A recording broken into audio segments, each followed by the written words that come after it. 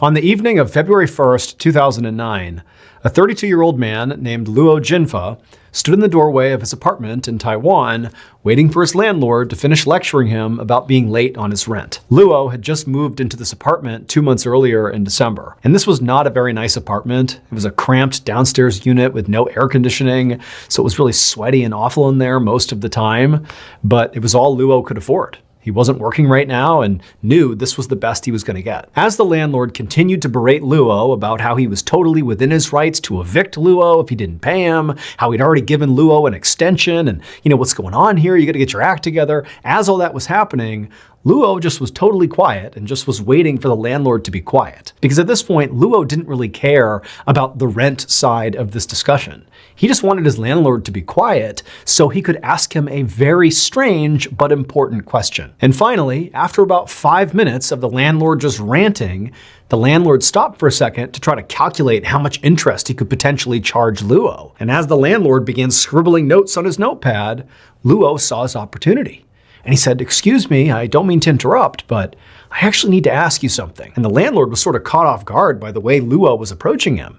The landlord thought he was intimidating Luo, so the idea that Luo was now gonna, interrupt him and go a different direction with this conversation felt sort of disrespectful. But the landlord looked at Luo like, "What question could you possibly have?" And Luo just said, "Do you know if anyone's been murdered inside of my apartment?" After Luo asked the question, the landlord just stared at Luo like he didn't really know how to process this question at all. But then after a moment, this look of shock disappeared, and once again, the landlord was just annoyed with Luo and said, "You know what? I know what's wrong with you, but I'll be back in a month and you better have your rent." And then the landlord just turned around and walked away without answering Luo's question. Now, Luo was pretty stressed out about paying the rent. He had no money and had no idea how he was going to pay his landlord in a month. But the much more pressing issue in Luo's life were the very strange things happening inside of his apartment, which is what prompted him to ask that strange question to his landlord. And so not getting an answer to that question just made this whole situation that much more stressful for Luo. And so after the landlord disappeared down the hall, Luo kind of hesitantly turned back around and went back inside his apartment and shut the door, and immediately he just felt terrified. 1 month later, on March 2nd, 2009, a day after the rent was due, Luo's landlord had still not received rent from Luo, and so he spent that entire day, March 2nd, calling Luo, trying to get him on the phone to be like, "Where's my money?" But Luo wasn't answering his phone, and so eventually the landlord went to Luo's apartment and knocked on the door. Eventually, when Luo didn't come to the door, the landlord just used his own key to let himself in. Now, the landlord didn't really know what to expect when he walked inside of Luo's apartment. All he knew was that Luo was kind of a weird guy, and he certainly wasn't paying rent, and his general impression of Luo was definitely a bad one, and so he kind of expected the apartment to reflect the negative things he thought about Luo. But when he stepped in there, even the landlord was shocked at what he saw. The apartment was in total disarray. Furniture was all over the place and stacked up against the walls in weird arrangements, and there were all these bottles of empty alcohol all over the place. There was a freezer that Luo had moved to the middle of the living room floor.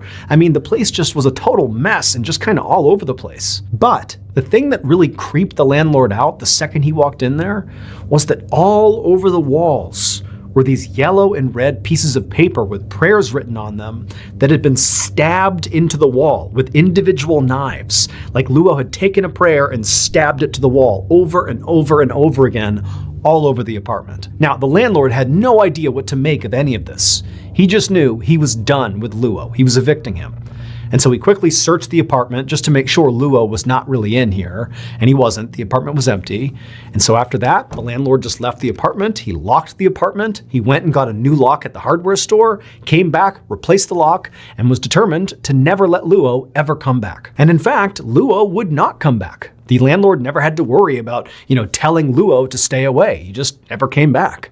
And for months, Luo's old apartment just sat empty. Fast forward 7 months after the landlord went inside of Luo's apartment, and the landlord's brother approached the landlord and said, "Hey, can I rent out that apartment? No one's using it." And the landlord said that was fine, but the brother would have to clean up the apartment because nobody had touched it since Luo had lived there. So a couple of days later, on October 18th, the landlord's brother, along with the landlord, landlord met at Luo's apartment. They went inside and they totally cleaned it out. Basically all the furniture and the lamps and everything in there, some of Luo's old clothes and things he had left behind. They took it all out of the apartment and they loaded it into a truck and they drove to a nearby recycling facility where they sold whatever they could and then dumped the rest, and then they left. However, when the workers at the recycling facility began processing some of the junk that had been left behind by the landlord and the brother, they made a discovery that immediately made them stop and contact the police. It would turn out Luo had not actually abandoned his apartment.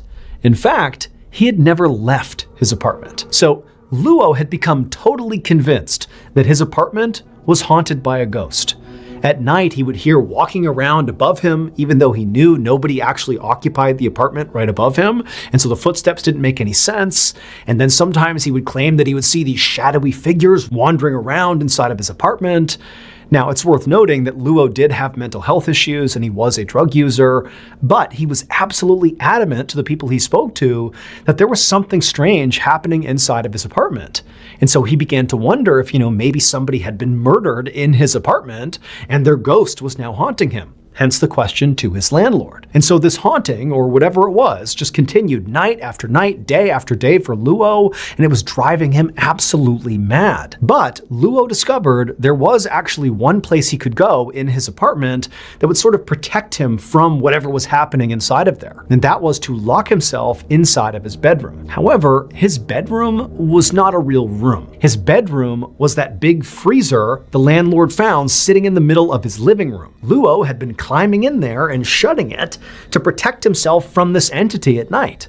But he would always prop the lid open just enough so that air could come in and out of there because it was airtight. However, shortly after Luo's conversation with his landlord about being late on rent, Luo had gone back inside his apartment, gotten really drunk, climbed inside of his bedroom, shut the lid, and forgot to prop it open. And so as he lay there, he slowly suffocated to death because there wasn't any circulation.